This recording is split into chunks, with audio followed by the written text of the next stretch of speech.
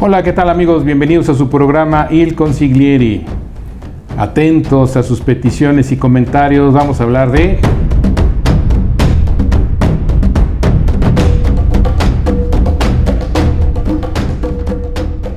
ese tema tan importante en el cual nosotros queremos llevar a cabo la modificación de alguno o algunos de los estatutos sociales en nuestras actas constitutivas que tengamos en las empresas, en las diversas modificaciones que hemos llevado a cabo, debemos nosotros de tener presente cuál es el último. El objeto social último que tengamos debe de corresponder a todas las modificaciones previas. Si nada más es la segunda, no hay problema. Si es la tercera, hay que verificar la segunda. Y así sucesivamente. ¿Por qué? Porque no siempre se tiene todos los registros en un momento determinado de esas actas en un orden adecuado. Hay veces que están fuera del libro de actas porque por ley se establece que cuando no se pueda llevar a cabo un acta en el libro de actas de asamblea, tendrá que llevarse en hojas sin ningún problema y deberá de ser protocolizada ante el notario público correspondiente.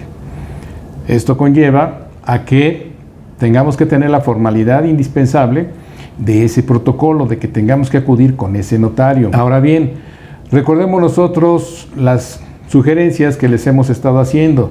Si van ustedes a modificar el objeto social de su sociedad en un momento determinado, ya sea persona moral, persona física, la que sea, es importante que siempre se asesoren de un experto en derecho corporativo, de un experto en la materia que ustedes quieran verse llegar a afectar o a tener consideración de un posible efecto en un momento determinado, para que con ello queden ustedes ciertos de lo que están ustedes modificando. Es indispensable, eso es por ley, que ese tipo de asambleas se califican dentro de la Ley General de Sociedades Mercantiles como extraordinarias, porque estamos modificando la columna vertebral de la existencia de nuestra empresa, de nuestra sociedad, de la persona moral. ¿A qué me refiero? Todo lo que son los estatutos es la parte orgánica que determina cómo va a operar la empresa, cómo se están previniendo las cosas. Si yo decido modificar el objeto social y alguna otra parte en un momento determinado, tengo que llevarlo a cabo a través de esa protocolización de dicho documento.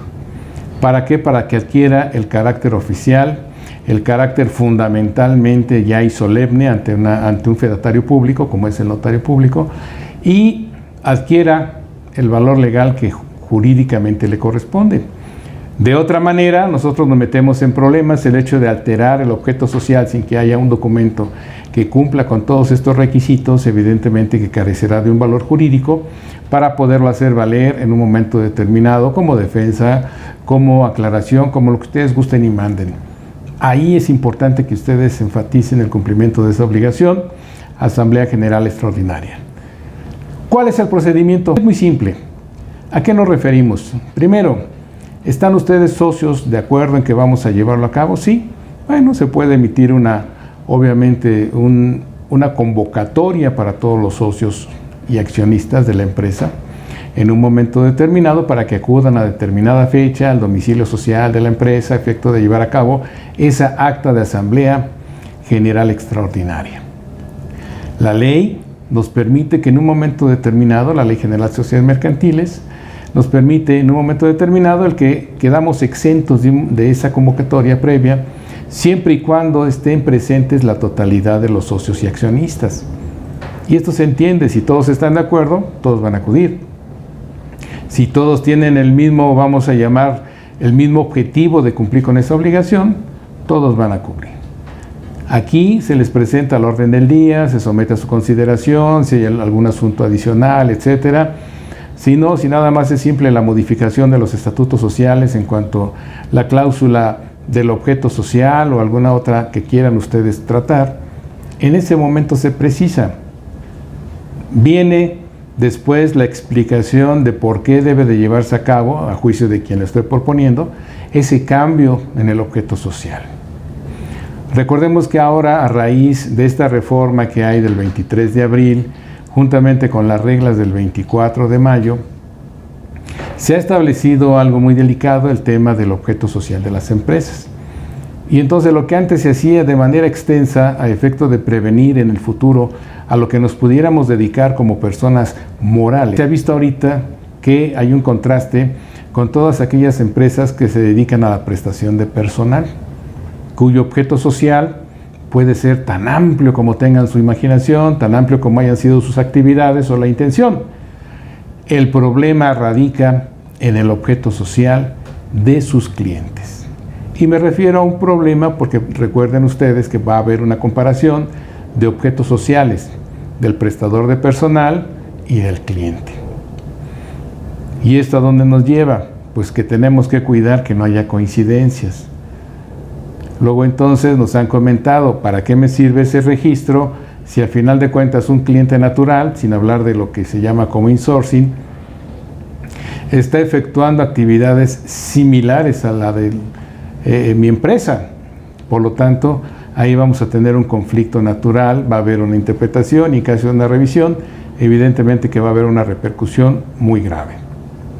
Por otro lado, en el tema del insourcing, recordemos nosotros que puede haber una prestación de servicios reales en toda la cuestión técnica, en materia contable, materia financiera, etcétera, etcétera.